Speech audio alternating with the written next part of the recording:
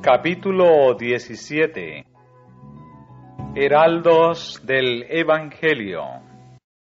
Enviados así por el Espíritu Santo, Pablo y Bernabé, después de su ordenación por los hermanos de Antioquía, descendieron a Seleucia y de allí navegaron a Cipro, Chipre.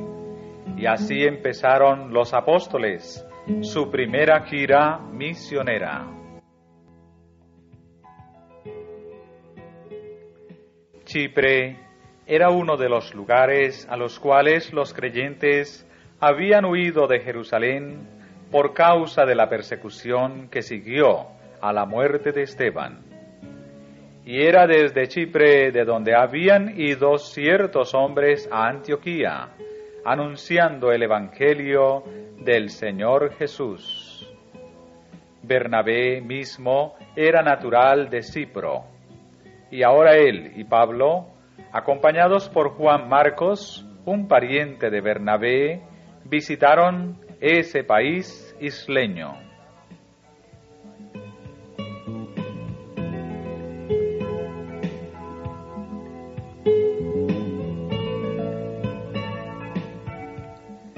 La madre de Marcos se había convertido a la religión cristiana y su casa en Jerusalén era un asilo para los discípulos.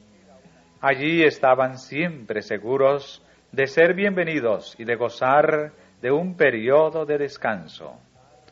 Fue en una de esas visitas de los apóstoles a la casa de su madre cuando Marcos propuso a Pablo y Bernabé acompañarlos en su viaje misionero. Sentía la gracia de Dios en su corazón y anhelaba dedicarse enteramente a la obra del ministerio evangélico.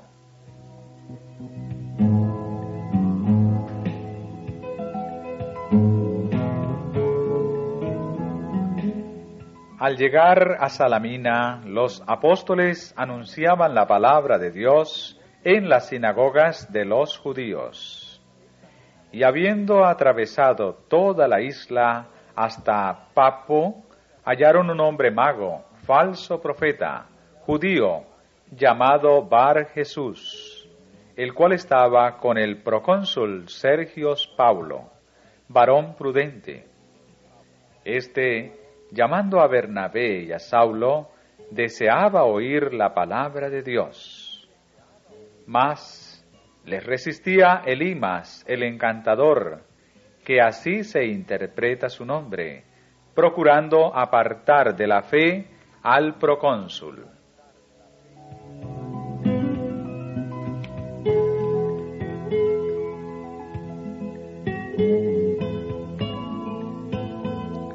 Satanás no permite sin lucha que el reino de Dios se edifique en la tierra. Las huestes del mal están empeñadas en incesante guerra contra los agentes designados para la predicación del Evangelio. Y estas potestades de las tinieblas están especialmente activas cuando se proclama la verdad ante hombres de reputación y genuina integridad. Así sucedió cuando Sergio Paulo, el procónsul de Chipre, escuchaba el mensaje evangélico. El procónsul había hecho llamar a los apóstoles para que se le enseñara el mensaje que habían venido a dar. Y ahora, las fuerzas del mal, obrando por medio del hechicero Elimas, trataron con sus funestas sugestiones de apartarlo de la fe y frustrar así el propósito de Dios.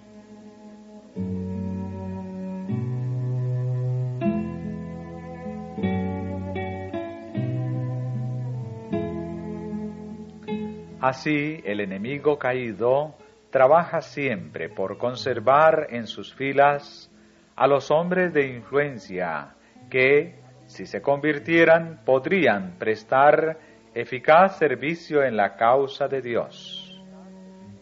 Pero el fiel obrero evangélico no necesita temer ser derrotado por el enemigo, porque es su privilegio ser dotado de poder celestial para resistir toda influencia satánica.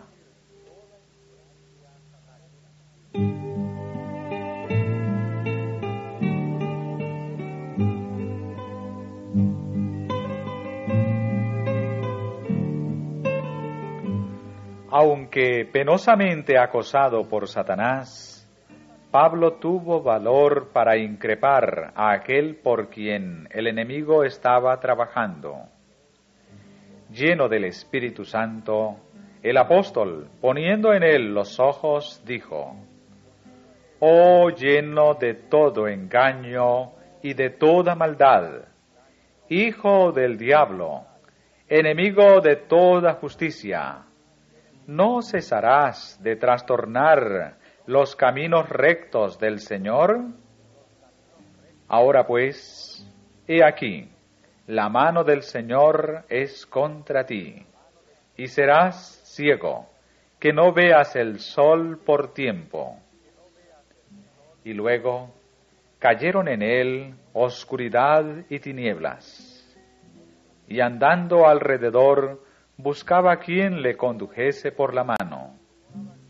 Entonces el procónsul, viendo lo que había sido hecho, creyó maravillado de la doctrina del Señor.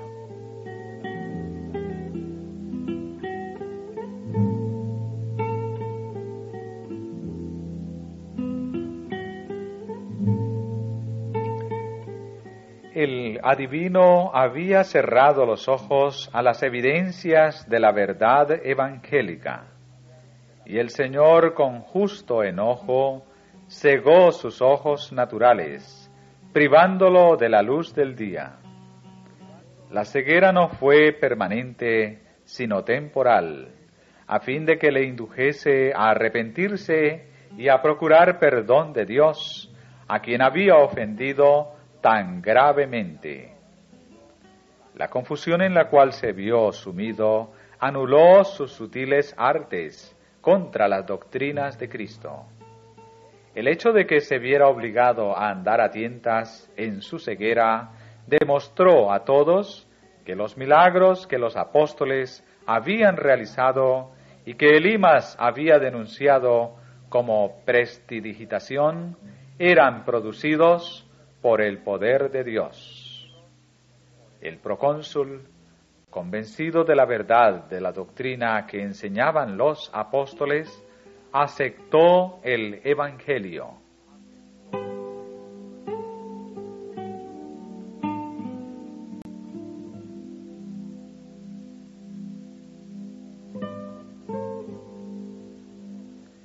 Elimas no era un hombre instruido. Sin embargo, era singularmente apto para hacer la obra de Satanás. Aquellos que predican la verdad de Dios encontrarán al astuto enemigo en muchas formas diferentes. A veces será en la persona de los instruidos, pero más a menudo en la de ignorantes a quienes Satanás adiestró como instrumentos eficaces para engañar a las almas. Es el deber del ministro de Cristo permanecer fiel en su puesto, en el temor de Dios y en el poder de su fortaleza. Así puede confundir a las huestes de Satanás y triunfar en el nombre del Señor.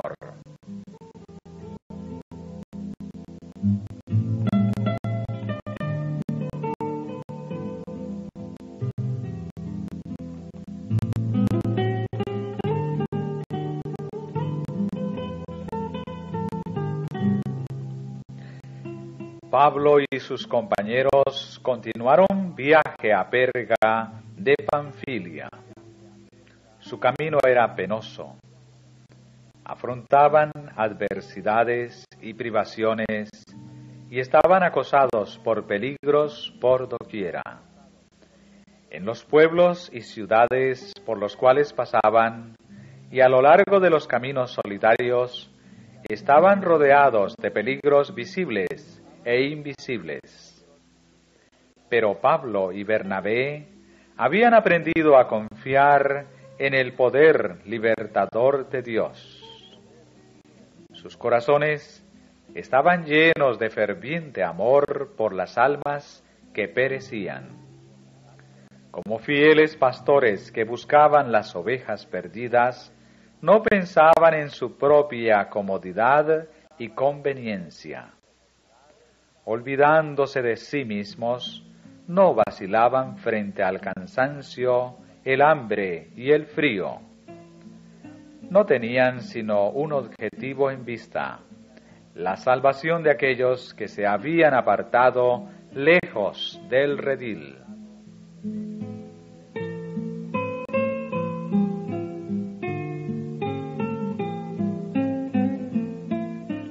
Allí fue donde Marcos, abrumado por el temor y el desaliento, vaciló por un tiempo en su propósito de entregarse de todo corazón a la obra del Señor.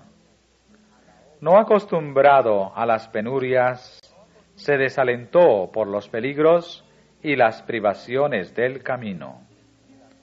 Había trabajado con éxito en circunstancias favorables, pero ahora, en medio de la oposición y los peligros que con tanta frecuencia asedian al obrero de avanzada, no supo soportar las durezas como buen soldado de la cruz.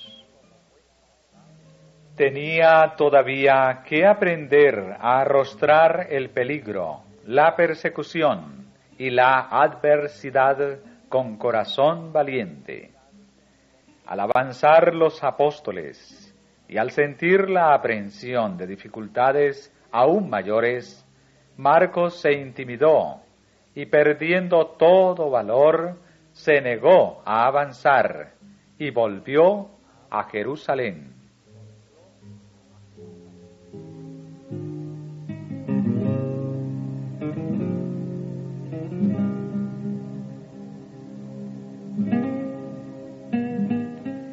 Esta deserción indujo a Pablo a juzgar desfavorable y aún severamente por un tiempo a Marcos.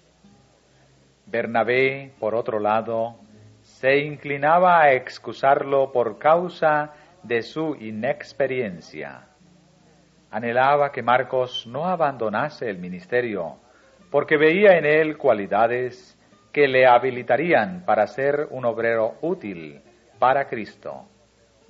En años ulteriores su solicitud por Marcos fue ricamente recompensada, porque el joven se entregó sin reservas al Señor y a la obra de predicar el mensaje evangélico en campos difíciles.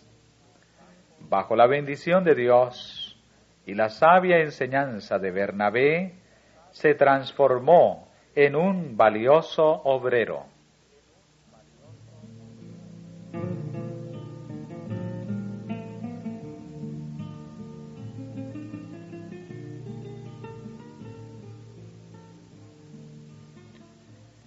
Pablo se reconcilió más tarde con Marcos y le recibió como su colaborador. También lo recomendó a los colosenses como colaborador en el reino de Dios y uno que me ha sido consuelo.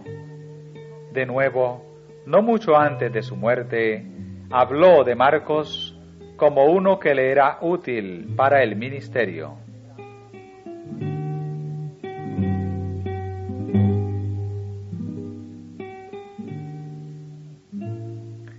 Después de la partida de Marcos, Pablo y Bernabé visitaron Antioquía de Pisidia y el sábado fueron a la sinagoga de los judíos y se sentaron. Después de la lectura de la ley y de los profetas, los príncipes de la sinagoga enviaron a ellos diciendo: Varones hermanos, Si tenéis alguna palabra de exhortación para el pueblo, hablad. Al ser invitado así a hablar, Pablo, levantándose, hecha señal de silencio, con la mano dice: Varones israelitas, y los que teméis a Dios, oíd. Entonces pronunció un maravilloso discurso.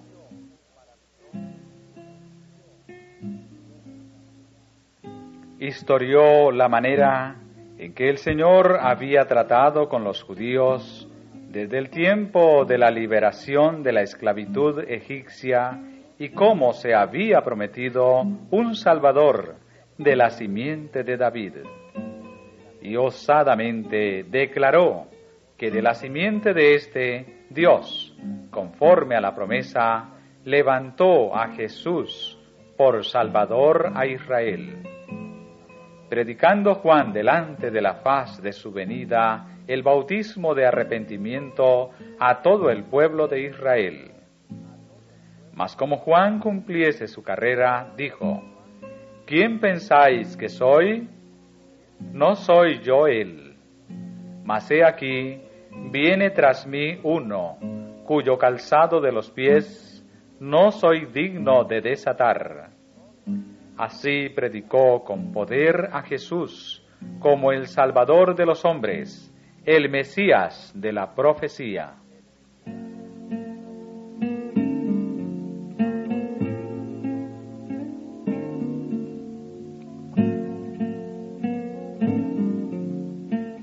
Habiendo hecho esta declaración, Pablo dijo: Varones hermanos, hijos del linaje de Abraham, y los que entre vosotros temen a Dios, a vosotros es enviada la palabra de esta salud, porque los que habitaban en Jerusalén y sus príncipes, no conociendo a éste, y las voces de los profetas que se leen todos los sábados, condenándole, las cumplieron.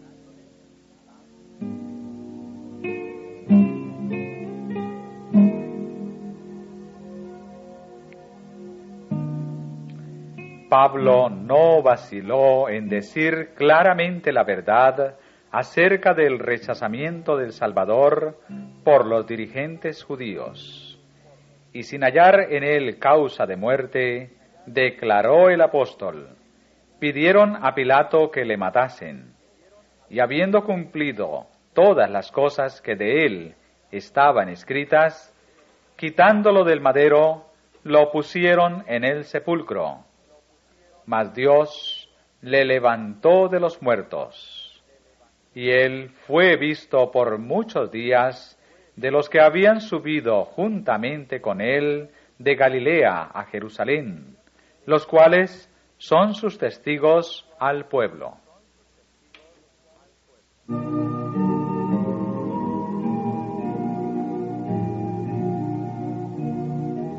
Y nosotros también os anunciamos el Evangelio, continuó el apóstol, de aquella promesa que fue hecha a los padres, la cual Dios ha cumplido a los hijos de ellos, a nosotros, resucitando a Jesús.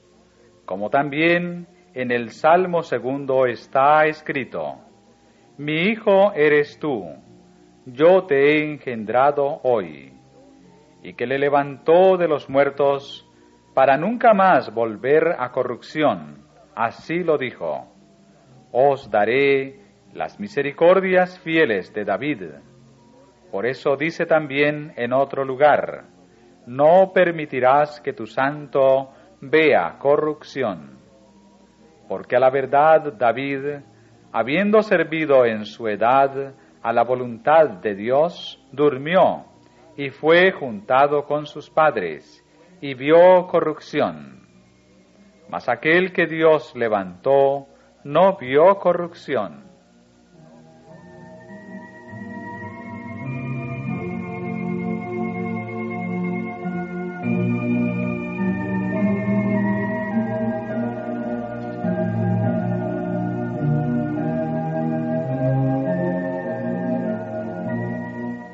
Y luego, Habiendo hablado claramente del cumplimiento de profecías familiares concernientes al Mesías, Pablo les predicó el arrepentimiento y la remisión del pecado por los méritos de Jesús, su Salvador. Séaos, pues, notorio, dijo, que por este os es anunciada remisión de pecados, y de todo lo que por la ley de Moisés no pudisteis ser justificados, en este es justificado todo aquel que creyere.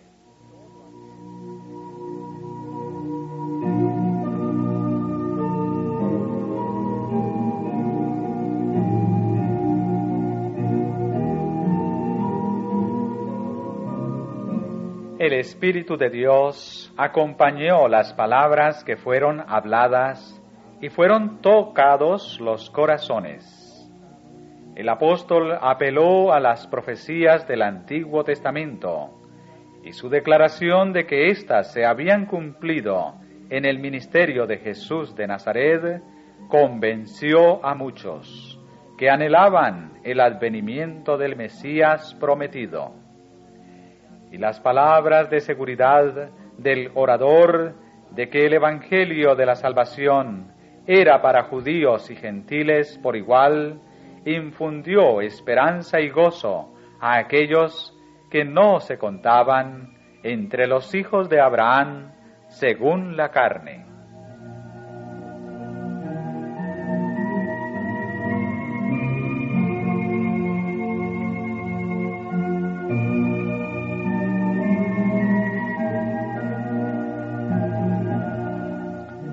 Y saliendo ellos de la sinagoga de los judíos, los gentiles les rogaron que el sábado siguiente les hablasen estas palabras.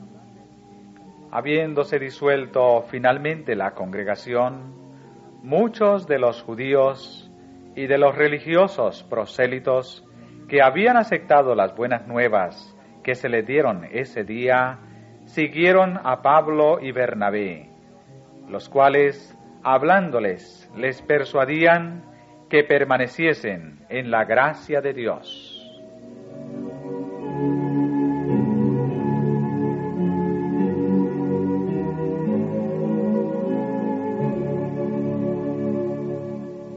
El interés que despertó en Antioquía de Pisidia el discurso de Pablo reunió el sábado siguiente casi toda la ciudad a oír la palabra de Dios.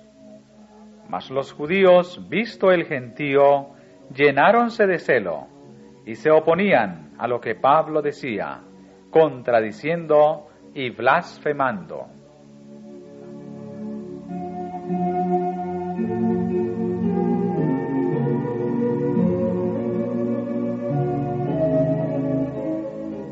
Entonces Pablo y Bernabé, usando de libertad, dijeron: a vosotros, a la verdad, era menester que se os hablase la palabra de Dios. Mas pues que la desecháis y os juzgáis indignos de la vida eterna, he aquí nos volvemos a los gentiles. Porque así nos ha mandado el Señor, diciendo: te he puesto para luz de los gentiles, para que seas salud hasta lo postrero de la tierra.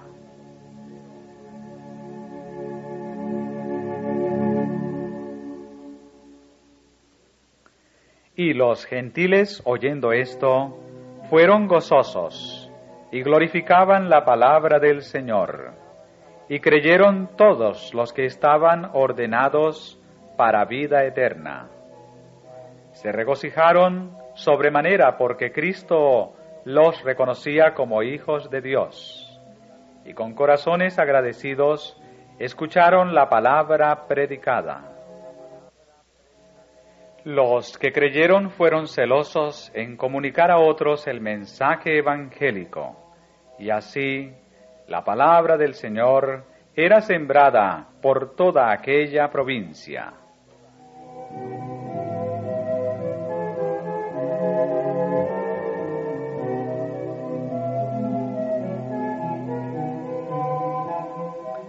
Siglos antes, la pluma de la inspiración había descrito esta cosecha de los gentiles, pero esas declaraciones proféticas se habían entendido sólo oscuramente.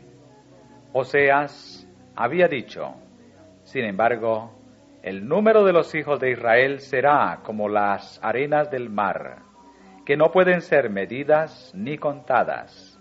Y acontecerá que en el lugar donde les fue dicho, no sois mi pueblo, les será dicho, hijos sois del Dios vivo. Y en otro lugar, te sembraré para mí mismo en la tierra, y me compadeceré de la no compadecida. Y al que dije que no era mi pueblo, le diré, pueblo mío eres. Y él me dirá a mí, tú eres mi Dios.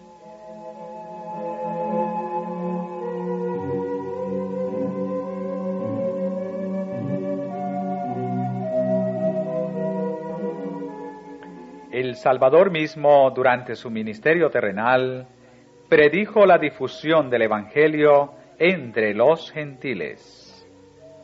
En la parábola de la viña, declaró a los impenitentes judíos, el reino de Dios será quitado de vosotros, y será dado a gente que haga los frutos de él. Y después de su resurrección, comisionó a sus discípulos a ir por todo el mundo y doctrinar a todos los gentiles. No debían dejar a nadie sin amonestar, sino que habían de predicar el Evangelio a toda criatura.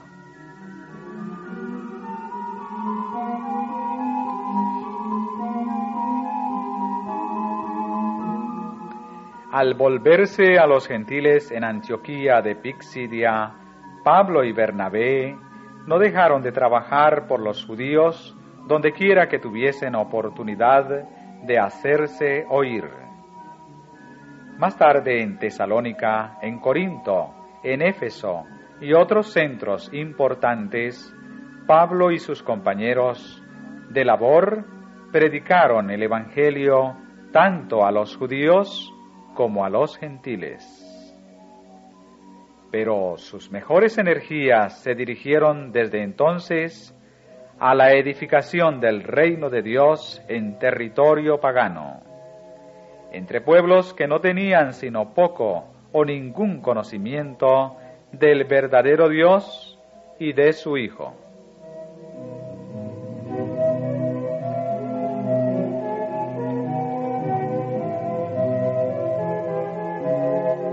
El corazón de Pablo y de sus colaboradores suspiraba por aquellos que estaban sin Cristo, alejados de la República de Israel y extranjeros a los pactos de la promesa, sin esperanza y sin Dios en el mundo. Mediante el incansable ministerio de los apóstoles de los gentiles, los extranjeros y advenedizos, que en otro tiempo estaban lejos, supieron que habían sido hechos cercanos por la sangre de Cristo, y que por la fe en su sacrificio expiatorio podían llegar a ser juntamente ciudadanos con los santos y domésticos de Dios.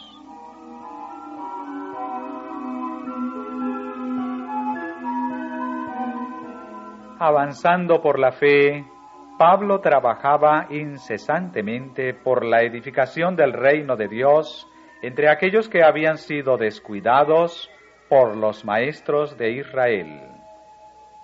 Exaltaba constantemente a Cristo Jesús como Rey de Reyes y Señor de Señores, y exhortaba a los que creían a ser arraigados y sobreedificados en Él, y confirmados en la fe.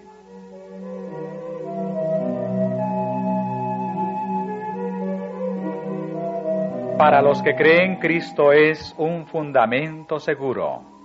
Sobre esta piedra viva pueden edificar igualmente judíos y gentiles. Es bastante ancho para todos, y bastante fuerte para sostener el peso y la carga de todo el mundo. Este es un hecho claramente reconocido por Pablo mismo. En los días finales de su ministerio, cuando al dirigirse a un grupo de gentiles creyentes que habían permanecido firmes en su amor a la verdad del Evangelio, el apóstol escribió que estaban edificados sobre el fundamento de los apóstoles y profetas, siendo la principal piedra del ángulo Jesucristo mismo.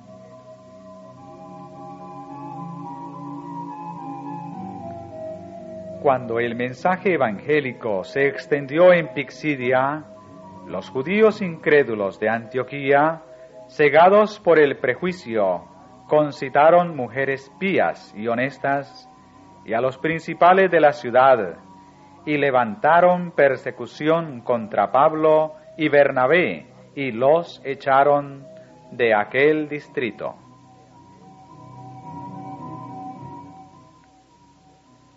Los apóstoles no se desanimaron por este trato. Recordaron las palabras del Señor. Bienaventurados sois cuando os vituperaren y os persiguieren, y dijeren de vosotros todo mal por mi causa, mintiendo. Gozaos y alegraos, porque vuestra merced es grande en los cielos, que así persiguieron a los profetas que fueron antes de vosotros.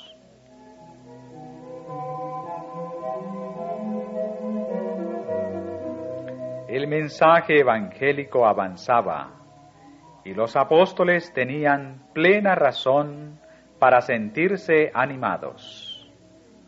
Sus labores habían sido ricamente bendecidas entre los de Pisidia, que vivían en Antioquía, y los creyentes a quienes habían dejado solos para continuar la obra durante un tiempo.